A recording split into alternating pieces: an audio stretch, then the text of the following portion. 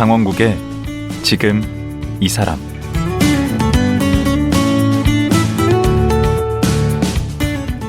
안녕하세요. 강원국입니다.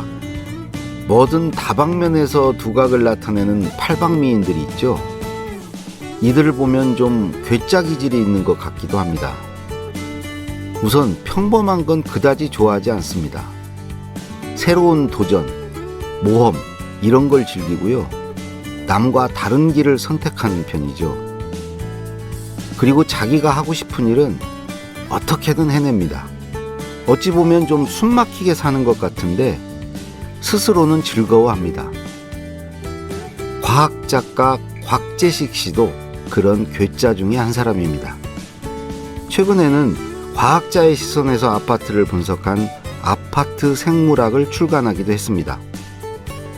과학작가 곽재식 씨를 만나보겠습니다.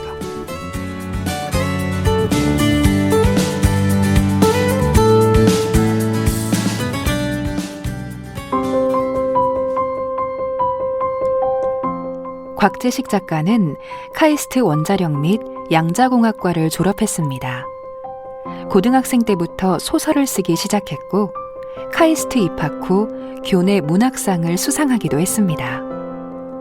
전액 장학금을 받으며 카이스트를 5학기 만에 졸업.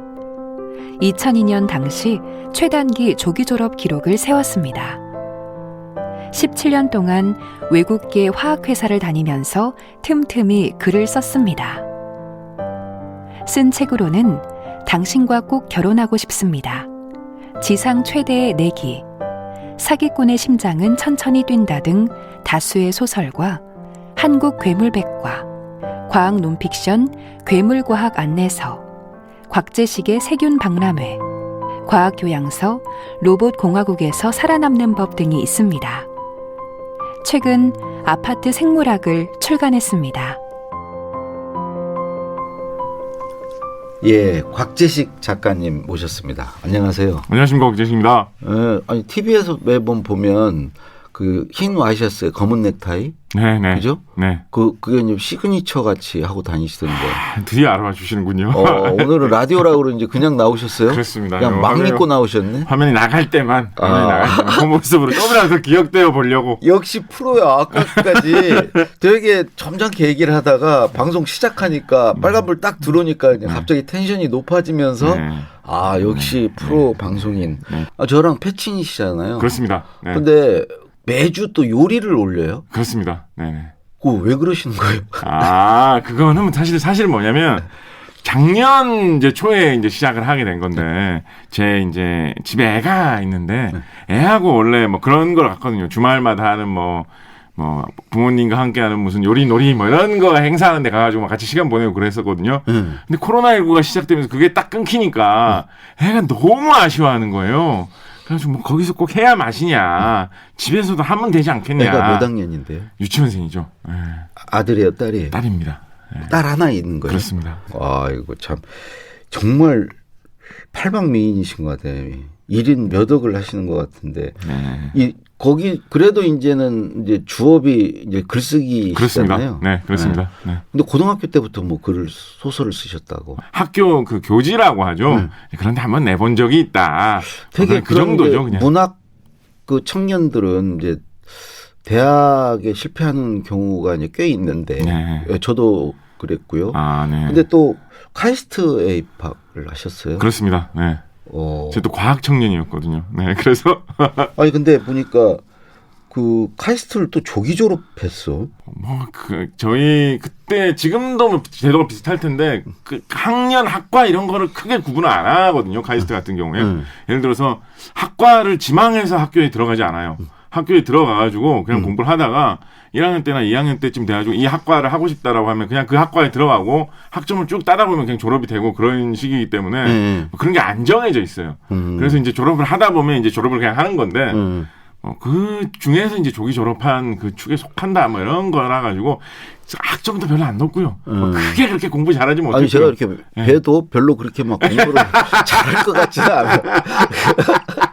근데 아니 그렇게 빨리 졸업을 했으면 네. 뭔가 이렇게 그런 분들은 되게 이제 더 공부를 더 하거나 유학을 맞아요. 가거나 맞아요. 그러기 위해서 되게 이제 빨리 졸업도 하고 맞아요. 그러는데 맞아요. 그냥 또 회사에 그냥 가셨어요. 맞아요. 저도 그렇더라고요. 저도 후회도 막 했어요. 좀 공부를 더 할 걸 그랬다. 예, 그런 후회도 많이. 그래서 이제 결국 나중에 박사과정까지 쭉 공부를 하고 뭐 회사 다니면서도 또 열심히 또 뭐 연구에 매진하려고 뭐 노력도 해보고 막 이렇게 했었던 것인데 네. 회사를 몇 년 다니셨는데? 회사를 17년, 18년 뭐 그 정도 다녔습니다. 네. 근데 그거 보니까 한 해에 무슨 4권도 쓰고 막 그랬던데 소설을. 그런 그 적도 기간 있었죠. 동안에 쓴 거 네. 아니에요? 그런 적도 있었죠. 네, 그런 적도 있었는데. 그게 가능해요? 근데 제가 그러니까 딴 무슨 취미 이런 게 없어요. 제가 사실은 고백하자면 네. 대학교 다니고 대학원 다니고 이럴 때는 친구들 만나서 술 마시고 이런 거 진짜 좋아했거든요. 헌날 술 먹고 다니고 막 이랬는데 이제 회사 다니면서 이제 글을 좀 마음 잡고 써봐야 되겠다. 소설을 좀 쓰는 게 나의 어쩌면 또 다른 하나의 길일지도 모른다라는 생각이 들어가지고 마음 잡고 소설을 쓰면서부터 그런 딴 취미 같은 거를 저는 다 끊었습니다. 요즘 뭐 술 마시러도 안 다니고 네. 그 틈이 나면 시간이 생기면 소설만 쓰는 요즘 특히나 요즘 회사를 안 다니고 있기 때문에 더욱더 요즘 소설 쓰는데 매진하고 회사를 있어가지고 언제 그만두셨어요? 몇 달 됐어요. 몇 달이요? 네, 너무 요즘 소설 쓰다 잘린 거 아니에요? 아닙니다 무슨. 아니 나라도 내가 사장이 아니 근데 저희 회사에서 오히려 막 그런 거 했었어요. 회사 사내에서 곽재식에 배워보는 글 잘 쓰는 법 이런 거 회사 사내 행사로 막 하고 그랬어요. 본인이 강사로 나서서 그리고 무슨 송년회 같은 거 하면 뭐 송년회 무슨 시 이런 거를 우리 회사의 작가에게 한번 들어봐야 되지 않겠느냐라고 해가지고 저보고 그런 거 하나 항상 지어갖고 하라 그러고 나름대로 안 잘리려고 안간힘을 쓰셨는데 네, 하여튼 뭐 저는 그렇게 생각해요. 등산이나 뭐 낚시나 이런 거 취미로 하시는 분들 굉장히 많이 계신데 사실 생각해 보면 등산이나 낚시나 이런 거에 비해서는 오히려 글 쓰는 게 더 들어가는 시간이나 노력이 적으면 적지 많지는 않죠. 네. 등산을 하면 아예 뭐 주말 같은 시간을 빼가지고 어디 갔다 와야 되는데 네, 글 쓰는 거는 뭐 집에서 틈틈이 뭐 언제든지 할 수 있으니까 그렇게 생각합니다. 아니 그러면 지금 이제 직장을 그만두셨다 그러는데 아예 이제 안 다니실 거예요? 전업 작가 하실 거예요? 요즘 직장 너무 그려요. 요즘에 아침에 일어나가지고 회사 출근하는 그런 사람들 진짜 제일 부러워요. 자기가 어떤 머물 자리가 있다, 자기 사무실이 있다, 같이 일하는 동료들이 있다 이런 게 모르겠어요. 워낙 오래 회사를 다니면서 거기에 이제 익숙해져서 이제 그런 것일 수도 있을 것 같긴 한데 너무 그립고 그런 게 너무 따뜻한 것 같고 뭐 어디가 되었든 거기 다시 가보세요 그 회사 가서 읍소하세요. 저는 사실 잘못 생각했다고. 약간 좀 이제 사기업을 쭉 다녔었거든요. 그래서 이제 좀 뭔가 순수한 연구를 하는 그런 곳이나 아니면 뭐 공공기관이나 학교 뭐 이런 데서 다시 일을 할 수 있으면 좋겠다라는 생각으로 과감하게 회사를 박차고 나왔거든요. 그래가지고 어딘가 그런데 자리가 나면 좋겠다라고 하면서 열심히 노력하고 있습니다. 지금 이제 구직 활동을 지금 하고 계시는구나. 취준생이라고 하죠. 이 방송 듣고 누가 좀 연락 좀 하셨으면 좋겠다. 정말 좋겠네요. 네. 그리고 지난번 우리 김동식 작가 얘기 들으니까 부캐로 하는 게 좋다. 맞아요. 글 쓰는 거는. 네, 저도 공감합니다. 본업이 되면은 부담돼서 오히려 글이 안 써진다. 그죠? 저도 제가 예전에 낸 항상 앞부분만 쓰다가 그만두는 당신을 위한 어떻게든 글쓰기라는 글쓰기 책이 있거든요. 그거 궁금했어요. 저도 그 책에도 저 똑같이 그 내용 썼었어요. 글쓰기하고 딴 직업 이런 식으로 직업이 한 2개 정도 있는 게 작가로서 사는 게 좋다. 왜냐하면 그렇게 하면 딴 직업을 하다가 막 회사에서 뭐 일 좀 치이고 막 스트레스 쌓이고 이러면 이런 거 안 하고 집에 가서 문학의 길만 걸고 있으면 얼마나 좋을까.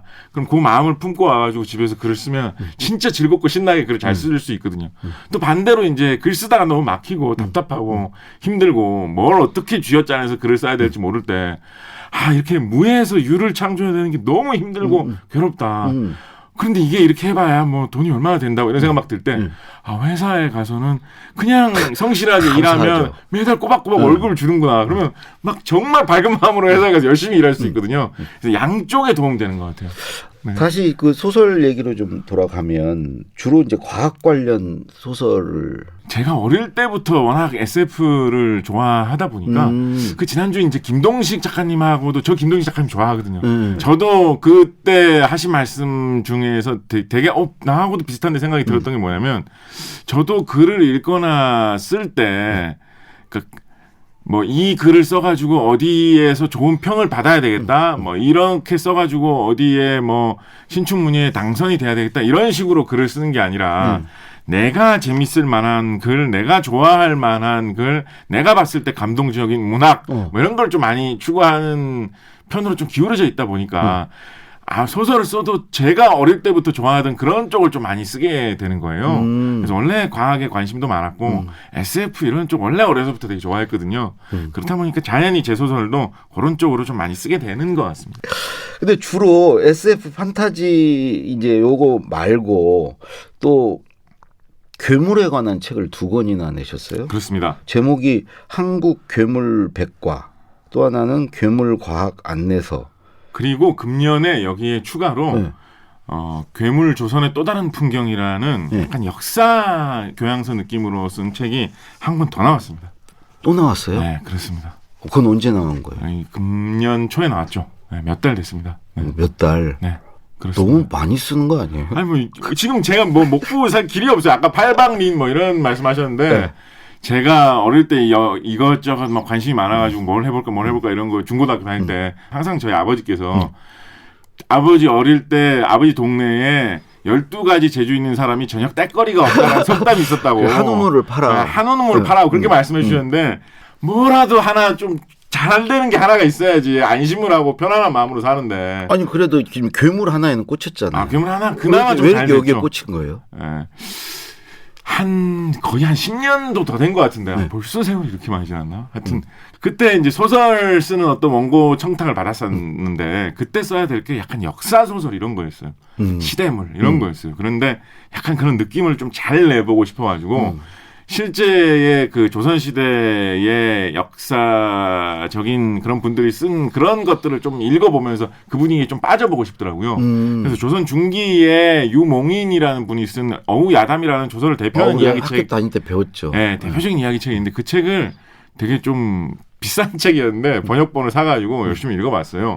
그 보다 보니까 신기한 이야기가 생각보다 너무 많고 특히 그중에서 괴물 이야기들만 뽑아서 정리해 놓으면 나중에 다른 소설 쓸 때 이거 소재로 쓰기 참 좋겠다는 생각이 들어가지고 정리를 쭉 한번 해놨었거든요. 그걸 정리를 해놓고 보니까 이거를 나 혼자 그냥 품고 있는 것보다 뭐 제가 소설 써봐야 뭐 다 김동식 작가님처럼 빨리는 것도 아닌데 이 자체를 인터넷 같은 데 공개를 해가지고 이런저런 분들이 많이 보고 관심 가지시면서 많이 활용되게 하면 오히려 그게 더 좋지 않느냐라는 생각이 들어서 그냥 인터넷에 그 정리해놓은 걸 다 공개를 해버렸거든요. 한 번 그걸 공개를 하고 나니까 주변에서 막 잘한다 하고 대단하다 재밌다 신기하다 하고 주변에서 그렇게 잘한다 하면 좀 괜히 좀 흥이 올라서 그쪽 좀 가게 되지 않습니까? 그런 사람이. 스타일이시구나. 네, 그래가지고 좀 계속 그거를 반복하면서 점점 더 이어붙이다 보니까 자료화되면서 그게 좀 많이 쌓여가지고 그게 뭐 책도 되고 뭐 그렇게 되게 된 거죠. 제가 아는 건 뭐 우리 도깨비, 뭐 괴물 몇 개, 그다음에 옛날에 괴물 영화에서 나오는 그런 근데 괴물. 그렇게 괴물이 많아요? 제가 한국 괴물백과 그 책에 정리한 거는 거의 뭐 270종 이상 우리나라 괴물만? 네 됐었고 그 후에도 계속 업데이트 되거든요. 그래서 지금 뭐 280, 290 뭐 계속 가고 있고요. 희한한 이상한 괴물에 관한 기록들이 의외로 꽤 많죠. 아 그렇구나. 네. 그러니까 어떤 분야건 파고들면 이렇게 무궁무진해요. 그런 것 같아요. 네. 거기 안에 어떤 큰 우주가 있는 거예요. 그런 것 같아요. 제가 괴물 약간 요즘 괴물 전문 작가 약간 이런 식으로 요즘 조금 불리고 있거든요. 이거 그거 잘하셨어. 그렇게 될지 어떻게 알았겠습니까? 그걸 누가 지금 한 사람이 없었을 거 아니에요. 그렇게 불릴 줄 어떻게 무주공산. 알았겠습니까? 네. 이게 무서운 이야기 같은 거 하나 뭐 소개할 거 없어요? 괴물 이야기? 중에 뭐 무섭다던가. 괴물 이야기 중에 좀 무서운 느낌 드는 거. 네.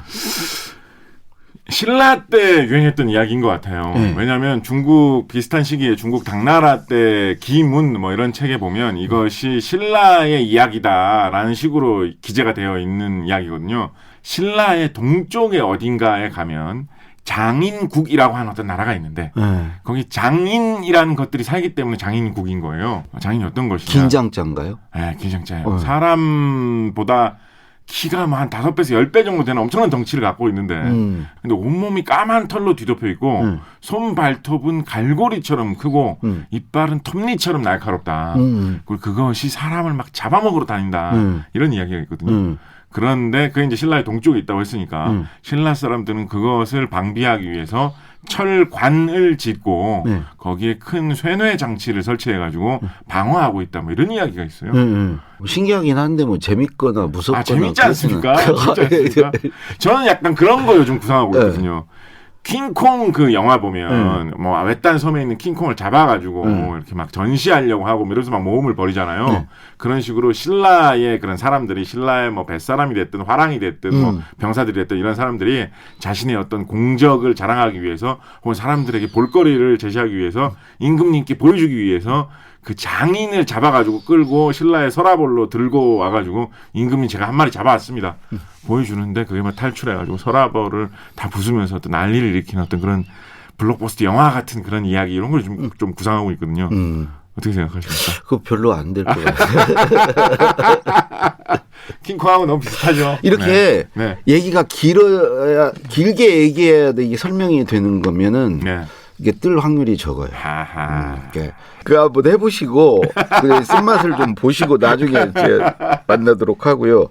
최근에는 아파트 생물학이란 또 희한한 또 책을 쓰셨어요. 그렇습니다. 아파트 생물학. 네, 그렇습니다. 제가 이제 회사 다니고 또 학교 다니면서 뭐 이렇게 학위 따기 위해서 연구하고 뭐 이럴 때 그 생물과 화학 물질의 관계 이런 거에 되게 관심이 많았어요. 그런 걸로 연구도 막 했었고 관심이 많았는데.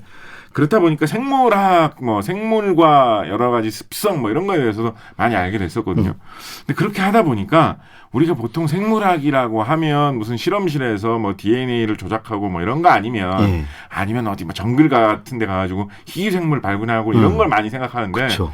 사실은 우리 근처에 항상 볼 수 있는 바로 우리 옆에 있는 생물에 대한 이야기도 굉장히 극적이다. 아주 놀라운 이야기들이 많다. 그런 걸 막 깨닫게 돼가지고 한국 사람들이 절반 뭐 정도가 아파트에 살고 있다 뭐 이런 통계가 있더라고요. 그래서 한국 사람들이 가장 친숙하게 사는 아파트에서 볼 수 있는 흔한 생물들, 아파트 뭐 화단에서 자라는 뭐 소나무, 화단에서 피는 뭐 철쭉, 아파트에서 돌아다니는 뭐 개미, 뭐 이런 것들이 어떻게 어울려서 아파트라는 환경에 적응하고 있고 어떻게 생태계를 이루면서 영향을 미치고 있는가. 그건 재밌네. 재밌죠. 그게 재밌어. 네, 그걸 싹 설명한 그런 책을 썼습니다.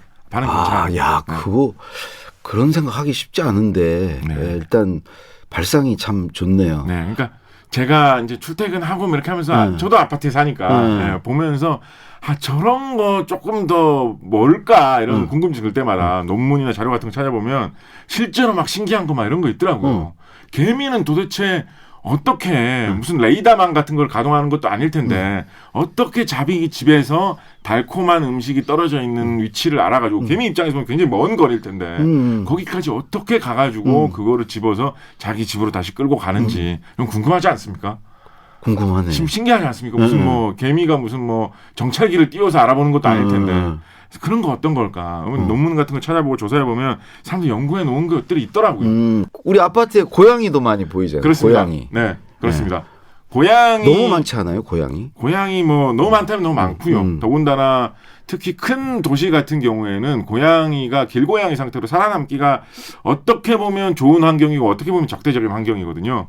짧은 기간 동안 살아남기에는 뭐 쓰레기라든가 이런 것들이 풍부하고 하니까 먹이가 다 될 수 있으니까 좋은데 또 그렇다고 해가지고 뭐 영양 잡힌 식단이 제공되고 물 먹을 때가 많고 하는 건 아니니까 긴 시간 또 살아남기는 혹독한 환경이거든요. 그러니까 길고양이들 가만 보시면 길고양이들 중에 귀엽게 생긴 것들이 많아요. 그게 무슨 뜻이냐면 사람에게 호감을 줄 만한 것들, 그다음에 어려서 귀여운 것들이 살아남고 사람에게 호감을 못 주면 해코지하는 사람들한테 당하고 늙으면 먹을 게 없어가지고 빨리 죽고 이런 것들이 많다는 뜻이거든요. 적자생존. 그렇죠. 네, 그래서 길고양이들이 어떻게 보면 좀 슬픈 생물이다. 이상한 형태로 우리의 도시의 아파트에 그렇게 적응했구나. 네, 숫자가 좀 많이 불어나 있는 지금 상태다. 이렇게 설명할 수 있을 것 같습니다. 그럼 길고양이한테 먹이를 주는 분들 많이 있잖아요. 네네. 아파트 주민들 중에. 그건 잘하는 건가요? 글쎄요. 그게 뭐 일장일단이 있죠. 일단 뭐 한 생명을 유지하면서 길러나간다라는 측면에서는 그걸 뭐 악행이라고 보기는 힘들 것 같고요. 그런데 만약에 지금 사시는 지역에 길고양이 숫자가 지나치게 많이 불어나고 있는 것 같은데 동시에 어떤 중성화 수술이라든가 이런 거에 대한 조치도 전혀 없는 그런 지역이라면 뭐 무턱대고 뭐 밥을 많이 준다라는 것보다는 뭐 구청 구청 같은 데서 어떤 식의 정책을 취하고 있는지 한번 알아보신 다음에 예를 들어서 우리 동네에서는 길고양이 중성화 수술 같은 거 다 시키고 있으니까 편히 밥 주셔도 된다고 뭐 한번 알아보시고 뭐 하시는 게 좀 더 좋지 않겠나 생각해 봅니다. 굉장히 조심스럽게 말씀하시네요. 그 아무래도, 애묘인들을 의식하면서. 의식해야죠. 이게 저도 사실 약간 애묘인이거든요. 이게 그 희한한 게 인과관계는 저도 잘 모르겠어요. 소설 독자분들 중에 애묘인들이 많으세요. 애묘인들 중에 이걸 소설 독자분들이 많다고 해야 될지 모르겠는데 그런 관계가 좀 있어요. 저도 약간 애묘인이고 그렇습니다. 예. 네. 그리고 우리가 또 많이 보는 게 비둘기잖아요. 비둘기 그렇습니다. 막 똥을 에어컨 거기다가 싸가지고 그렇죠. 막 그 지저분해지고 네네. 그건 어떻게 보십니까? 비둘기는 사실 특히 서울 같은 곳은 약간 사람이 자초한 면이 있습니다. 1988년 올림픽 개막식을 보신 분들은 차마 입 밖으로 자주 내지 못하지만 다들 알고 있는 장면이 한 장면이 있죠. 아 맞아. 그 성화 불에. 그 올림픽 했을 때 학교 갔을 때 애들은 다 그 이야기만 했거든요. 그때 평화의 상징으로 비둘기를 어마어마한 양으로 주경기장에서 날려보냈는데 그게 뭐 준비도 안 되고 그렇게 계산도 안 돼 있다 보니까 그 비둘기들이 불에 타는 사고도 나고 막 그랬지 않습니까? 맞아요. 그때 엄청난 양의 비둘기들이 서울 시내에 거의 살포가 되었습니다. 그때가 우리나라 특히 서울 같은 경우에 그때가 비둘기의 숫자가 늘어나는 폭이 확 커진 순간 중에 하나입니다. 그때 좀 생각을 갖고 비둘기들을 풀어놨으면 지금과는 잘못 달라졌을지도 모릅니다. 그때 얼마나 풀었길래 그걸 계기로 왜냐하면 비둘기가 숫자가 빠르게 늘어나는 그런 생물이기 때문에 이거를 뭐 100마리, 200마리도 조심조심 풀어야 되거든요. 사실은 사실 그 일화도 유명합니다. 우리나라의 제주도에 우리나라 사람들 까치를 좋아하는데 제주도에 전통적으로 까치가 거의 없었거든요. 근데 제주도에만 까치가 없는 게 좀 마음에 안 든다라고 해가지고 아마 80년대일 거예요. 모 신문사 주도로 제주도에 까치 보내기 그 사업 같은 걸 잠깐 했었어요. 그때 까치를 불과 몇십 마리 보냈을 겁니다. 그게 그렇게. 네, 그런데 지금 제주도에 까치가 뭐 10,000마리, 100,000마리 단위로 늘어나가지고 제주도에 원래 까치가 안 살던데 저희 까치가 퍼지는 바람에 지금 상당히 문제가 많이 되고 있거든요.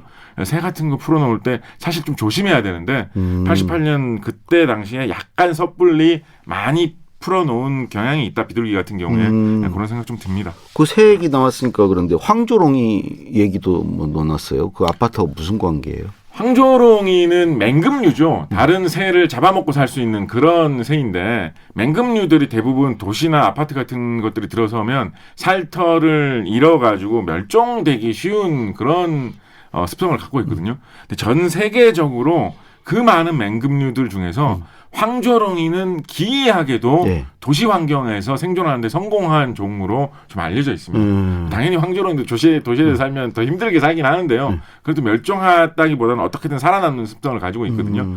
그래서 서울 시내에서도 황조롱이가 종종 발견됩니다. 황조롱이 뭐 매처럼 이렇게 생겨가지고 되게 멋있는데 저는 몇 년 전에 남대문 경찰서에서 서울역 앞에 거기 아주 서울 한복판인데 거기서도 황조롱이가 한번 발견돼가지고 그 남대문 경찰서에 경찰분들이 황조롱이 막 키우시고 했던 적이 있었거든요. 황조롱이 도시에서 살아남은 생태계 먹이사슬의 정점에 위치한 생물이고 황조롱이가 절벽 위에서 맴돌듯이 아파트 옥상에서 맴돌면서 우리 아파트에 살고 있는 그 조그마한 뭐 쥐라든가 이런 해충에 가까운 이런 동물들을 먹어주는 역할을 하면서 생태계를 유지시키는데 어느 정도 역할을 하고 있다. 이런 말씀 드릴 수 있겠죠.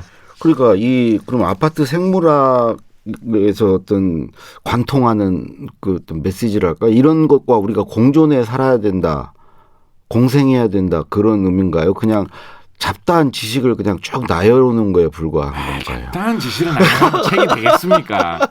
메시지는 뭐냐? 우리가 생물하고 별로 상관없다고 생각하는 삭막한 공간이라고 볼 수도 있는 아파트에도 생물이 항상 깃들어 있고 그리고 그런 생물이 생태계의 일원으로서 사람도 생태계의 일원이기 때문에 같이 서로 영향을 주고받으면서 살고 있다.